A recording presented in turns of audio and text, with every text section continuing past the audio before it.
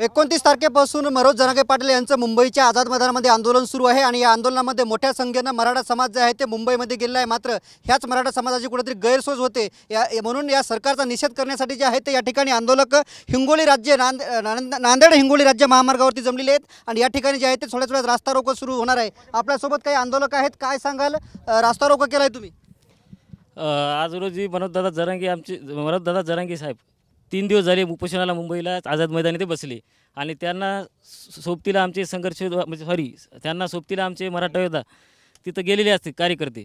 तर त्यांची आज 3 दिवस झाली पाणी बंद केलं, पिण्याचे पाणी बंद केले, शौचालय जाणे बंद केले, हॉटेल लाईन बंद केली।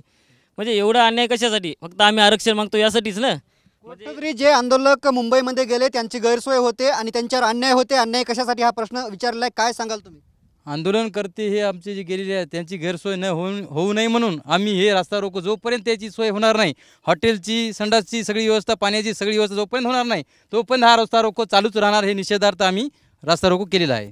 किती वाजल्यापासून किती वाजेपर्यंत तुम्हाला रास्ता रोकोची परमिशन आहे? आम्ही 10 ते 1 वाजेपर्यंत परमिशन आहे, परंतु सगळ्यात मोठा उद्देश म्हणजे आमचे मराठा आंदोलनकर्ते मुंबईला गेले असता त्या ठिकाणी कुठल्याही प्रकारची म्हणजे कुठलीच प्रकारची सुविधा नव्हती। पाऊस चालू असताना खाली ज्या आझाद मैदानावर आपल्याला आंदोलन करायचं आहे त्या ठिकाणी ठिकठिकाणी पाण्याचे डबके साठलेले आहेत।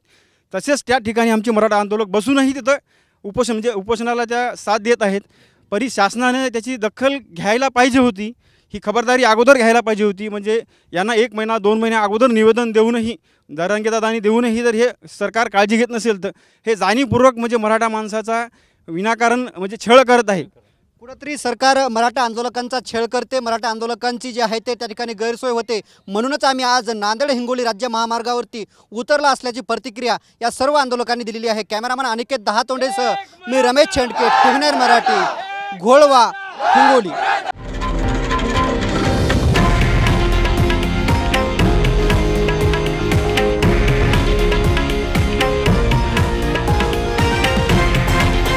हे आहे देशातील नंबर 1 न्यूज नेटवर्क आणि आपण पाहत आहात टीव्ही 9 मराठी, एकमेव।